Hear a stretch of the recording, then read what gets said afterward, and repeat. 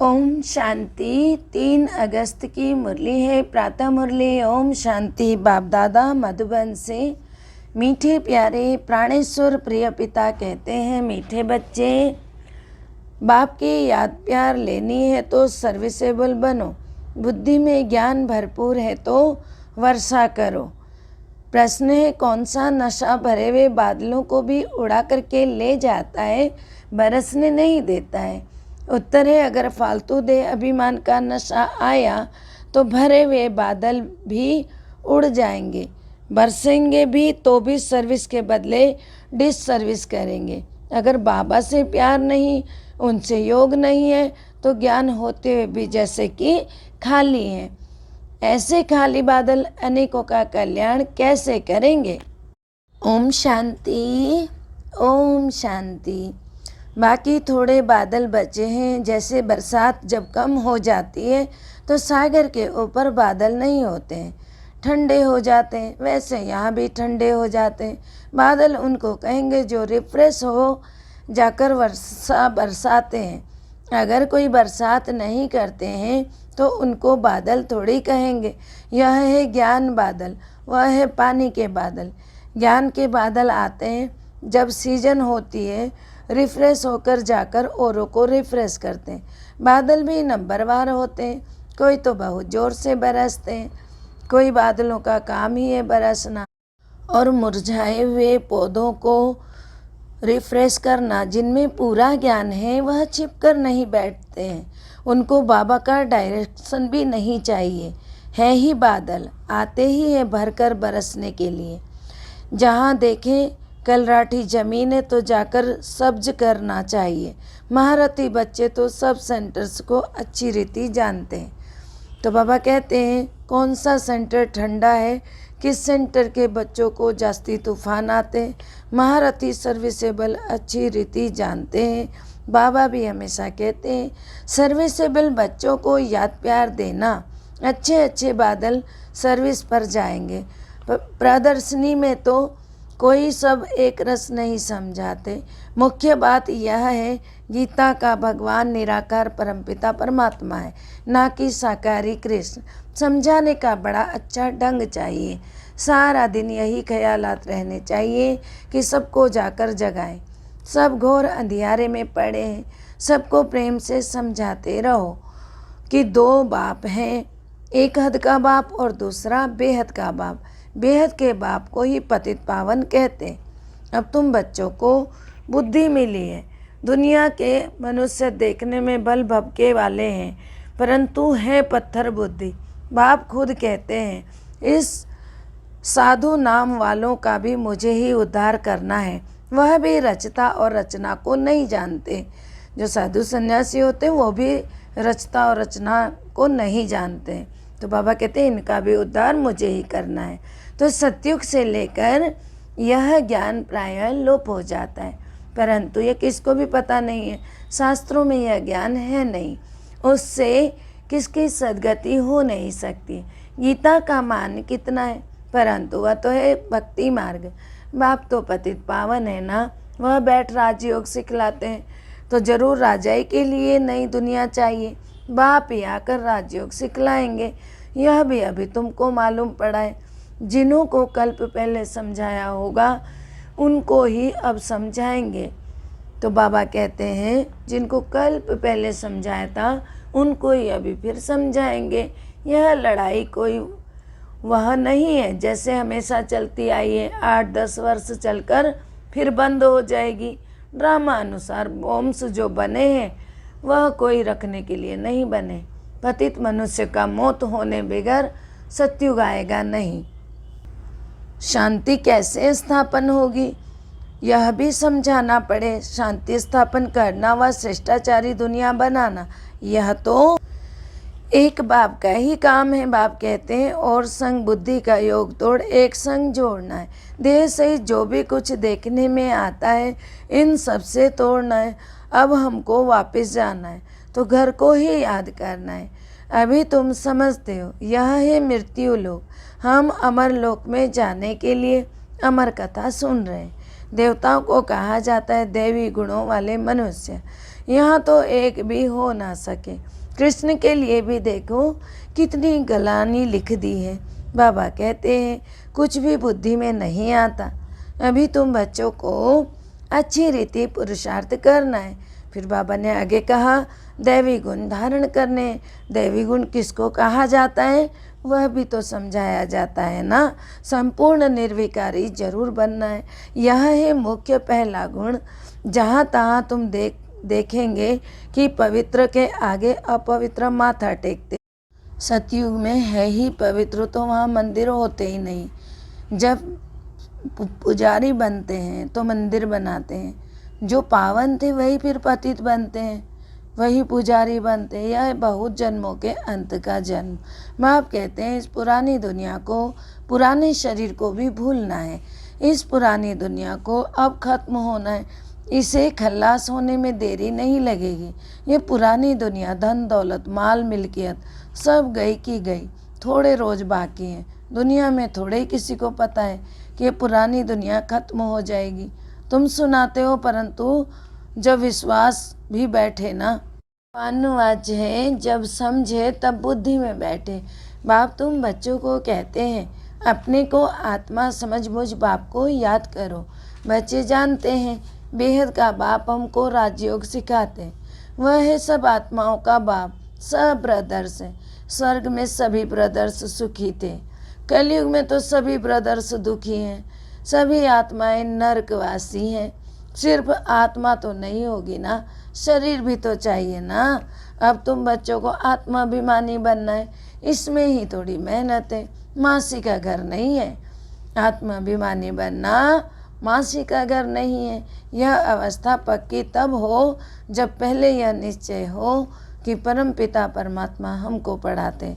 शिव बाबा आते ही है शरीर द्वारा पढ़ाने, हम भी शरीर द्वारा सुनते हैं, धारण करते हैं। संस्कारों अनुसार ही एक शरीर छोड़ दूसरा धारण करते हैं। जैसे बाबा लड़ाई वालों का मिसाल देते हैं, लड़ाई के संस्कार ले जाते हैं तो फिर उनमें ही आ जाते हैं। अब बाबा कहते हैं संस्कारों का भी तुमको मालूम है।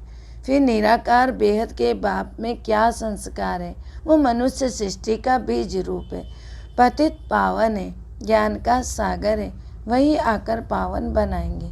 बाप कहते हैं मामेकम याद करो तो तुम्हारे जन्म जन्मांतर के विकर्म विनाश होंगे, नहीं तो बहुत सजाएं खानी पड़ेंगी, पद कुछ भी नहीं मिलेगा। अब बच्चे जानते हैं बाबा हमको सहज रास्ता बताते हैं, कहते मन मना भव। यह अक्षर भी गीता में है परंतु इसका अर्थ ही नहीं समझते कोई। बाबा कहते हैं मामेकम याद करो, देह सहित देह के सब धर्मों को छोड़ अपने को आत्मा समझकर मुझ परमपिता परमात्मा को याद करो। याद ही योग अग्नि है, याद को ही योग अग्नि कहा जाता है। फिर बाबा ने कहा योग तो कॉमन अक्षर है ना, गीता में भी है, परंतु सिर्फ कृष्ण का नाम डाल देने से घोर अंधियारा कर दिया है। अब तुम समझाते हो तो कह देते हैं यह तो तुम्हारी कल्पना है, कुछ भी पता नहीं पड़ता है, उनको वर्षा तो लेना ही नहीं है। अब जिनको पता नहीं पड़ता तो उनको वर्षा थोड़ी मिलेगा। पहले तो यह समझे कि यह बेहद का बाप भी है, टीचर भी है, सतगुरु भी है, वह हमको पढ़ाते हैं। यह पक्का निश्चय चाहिए, नए आदमी को निश्चय बैठ जाए असंभव है।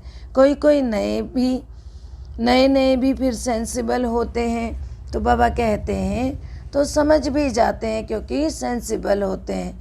कोई तो फिर यहाँ आना भी नहीं चाहते, कहते हमें तो आना ही नहीं, कुछ भी समझते नहीं, जरा भी बुद्धि में नहीं आता। इतने ढेर बीके हैं, जरूर इन्हों को बाप से वर्षा मिला होगा, वह फैमिली हो गई, ये बीके की फैमिली हो गई।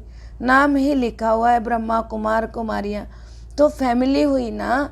प्रजापिता ब्रह्मा की फैमिली कितनी बड़ी है, परंतु यह बात किसी की बुद्धि में नहीं आ सकती।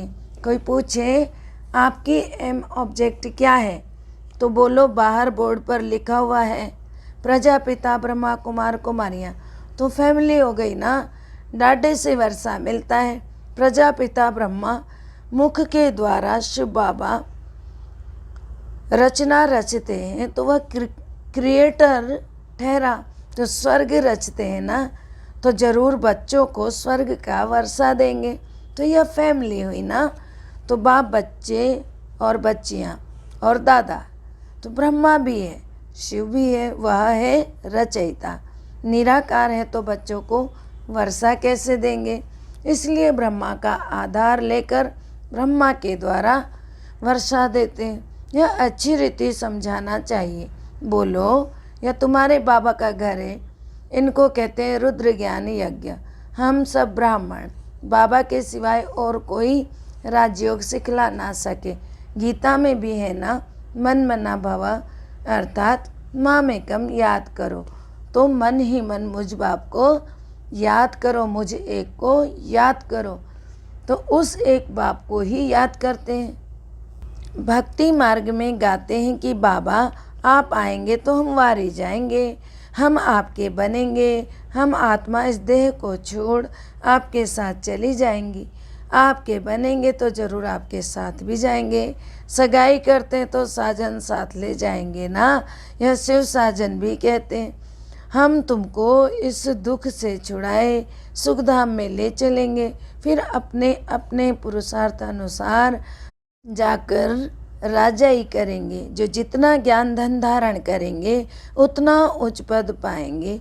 छोटी छोटी कुमारियाँ भी सर्विस कर रही हैं, उन्हों को ही बड़े बड़े विद्वान पंडितों आदि को समझाना है।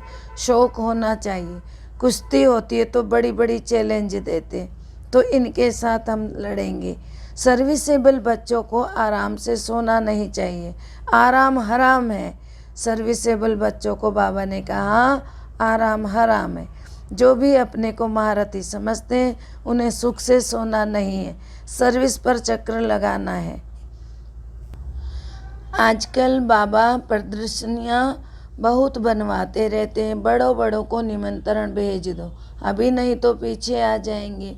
साधु संत महात्मा कोई भी हो, जगाते रहो, परंतु बात करने वाला भी महारथी चाहिए। जिनका बाप से योग नहीं, प्यार नहीं, वह तो जैसे खाली बादल हैं। वह क्या करेंगे यह तो जानते हो। पढ़े हुए के आगे अनपढ़ भरी ढोएंगे। हर एक खुद को समझ सकते हैं। हम कहाँ तक पढ़ा हुआ हूँ, सर्विस करके दिखाता हूँ। अगर बादल भरा हुआ है और बरसे नहीं तो वह बादल ही क्या काम का। हर एक को अपनी समझ चाहिए। फालतू दे अभिमान के नशे में रहते और रहेंगे तो उच्च पद हमेशा के लिए गवा देंगे। बाबा को सर्विस का कितना शौक है। गवर्नमेंट को समझाना चाहिए तो हमको हॉल दो जहां हम यह रूहानी सर्विस कर सकें। तो बाबा कहते हैं यहाँ हम मनुष्य से देवता बना दें, इसके लिए हमें हॉल चाहिए, ऐसे गवर्नमेंट को कहो। बाबा आए हैं राजयोग सिखलाने, लेकिन युक्ति युक्त समझाना चाहिए। और ये सारी सर्विसेज हो चुकी हैं, अभी तो बिल्कुल अंत का भी अंत आ चुका है। इसीलिए अब खुद को तैयार रखें सभी भाई बहन। जो भाषण ही नहीं जानते वह थोड़े ही समझा सकेंगे। ऊंच पद पा ना सके, पद वह पा सकेंगे जो सर्विस करेंगे। बड़ों बड़ों को लिख दो, इस नॉलेज के बगैर भारत व दुनिया का कल्याण नहीं हो सकता है। एजुकेशन है मुख्य, पढ़ाई बहुत ज़रूरी है। लक्ष्मी नारायण ने भी एजुकेशन से ही पद पाया ना। अगले जन्म में राजयोग सीखे, पहले राजयोग सीखे बाद में पद पाया। हम भी अभी यहाँ पढ़ रहे हैं, स्कूल में स्टूडेंट समझते हैं हम यह इम्तहान देकर फिर जाकर यह बनेंगे। यह तुमको नॉलेज मिलती है, वह इस दुनिया के लिए नहीं है। तुम भी पढ़ते हो भविष्य 21 जन्मों के लिए, प्रारब्ध लेने के लिए। वह पढ़ते हैं इस जन्म के सुख के लिए, वह भी पढ़ना है और साथ साथ यह भी शिक्षा सीखनी है। इसमें डरने की बात ही नहीं है। स्पिरिचुअल नॉलेज क्यों नहीं लेनी चाहिए? चित्र लेकर जाएं, समझाना चाहिए। बोलो नॉलेज सबके लिए बहुत ज़रूरी है, परंतु बच्चे अजुन खड़े नहीं होते, नौकरी टोकरी में फंसे हुए रहते हैं। बंधन मुक्त हैं तो फिर भी सर्विस में लग जाना चाहिए। श्रीमत पर सब चलने वाले तो हैं नहीं, बीच में माया घोटाला मार देती है। कोई कोई बच्चों को तो शौक बहुत होता है परंतु नशा नहीं चढ़ता है कि हम जाए बहुतों का कल्याण करें। तो बाबा भी समझे कि जब बालिक हो गए तो गुटखा क्यों खाना चाहिए। कह सकते हैं कि हमको तो भारत का उद्धार करना है, सच्ची सेवा कर मनुष्य को देवता बनाना है। बाबा को तो वंडर लगता है, नशा नहीं चढ़ता, इसलिए बाबा कहते हैं रजो बुद्धि है अभी। चांस बहुत अच्छा है, ऐसे भी बहुत हैं जिनको नॉलेज का घमंड बहुत है परंतु डिससर्विस बहुत करते हैं। या तो गुड़ जाने गुड़ की गोत्री जाने। राहु का ग्रहण बैठ जाता है, बृहस्पति की दशा उतर राहु की बैठ जाती है। अभी अभी देखो अच्छा चल रहा है, अभी अभी देखो फिर ग्रहचारी बैठ जाती है, गिर पड़ते हैं। बच्चों को तो बहुत बहादुर होना चाहिए। पान का बीड़ा उठाना है, हम इस भारत को स्वर्गवासी बनाकर छोड़ेंगे। तो तुम्हारा धर्म है ना नरकवासी को स्वर्गवासी बनाना, भ्रष्टाचारी को शिष्टाचारी बनाना। बाबा नशा तो बहुत अच्छा चढ़ाते हैं परंतु बच्चों में नंबरवार चढ़ता है। अच्छा मीठे मीठे सिकल दे बच्चों प्रति माता पिता बाप दादा का याद प्यार और गुड मॉर्निंग। रूहानी बाप की रूहानी बच्चों को नमस्ते।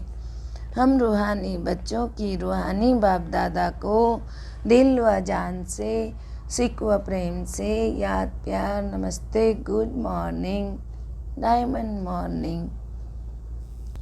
ओम शांति। शुक्रिया मीठे प्यारे प्राणेश्वर पिता, शुक्रिया आपका बहुत बहुत। धारणा के लिए मुख्य सार है, पहला है बंधन मुक्त बन, भारत की सच्ची सेवा करनी है। बंधन मुक्त बन, भारत की सच्ची सेवा करनी है। रूहानी सेवा कर मनुष्य को देवता बनाना है। ज्ञान के घमंड में नहीं आना है, रूहानी नशे में रहना है। दूसरा है निश्चय बुद्धि बन, पहले अपनी अवस्था पक्की करनी है। देह सहित जो कुछ देखने में आता है उनसे तोड़ना है और एक बाप के साथ जोड़ना है। मीठे प्राणेश्वर पिता के वरदानी हाथ हम सबके मस्तक पर बाबा वरदान दे रहे हैं। बाप के संस्कारों को अपना निजी संस्कार बनाने वाले, व्यर्थ व पुराने संस्कारों से मुक्त भव। बाप के संस्कारों को अपना निजी संस्कार बनाने वाले, व्यर्थ व पुराने संस्कारों से मुक्त भव। अर्थ है कोई भी व्यर्थ संकल्प व पुराने संस्कार देह अभिमान के संबंध से है। आत्मिक स्वरूप के संस्कार बाप समान होंगे, जैसे बाप सदा विश्व कल्याणकारी है, परोपकारी है, रहम दिल वरदाता है। से स्वयं के संस्कार नेचुरल बन जाए। संस्कार बनना अर्थात संकल्प, बोल और कर्म स्वतः ही उसी प्रमाण चलना। जीवन में संस्कार एक चाबी है जिससे स्वतः ही चलते रहते हैं, फिर मेहनत करने की जरूरत नहीं रहती है। स्लोगन है आत्मिक स्थिति में स्थित रहे, अपने रथ अर्थात शरीर द्वारा कार्य कराने वाले ही सच्चे पुरुषार्थी हैं। आत्मिक स्थिति में स्थित रहे, अपने शरीर अर्थात रथ द्वारा कार्य कराने वाले ही सच्चे पुरुषार्थी हैं। ओम शांति। सर्व का भला हो, सब सुख पाएं, सब परमात्मा से जुड़ जाएं। सर्व का भला हो, सब सुख पाएं, सब परमात्मा से जुड़ जाएं। सर्व का भला हो, सब सुख पाएं, सब परमात्मा से जुड़ जाएं। अंत समय में अपना जीवन सफल बनाएं, मुक्ति जीवन मुक्ति को पाएं। ओम शांति।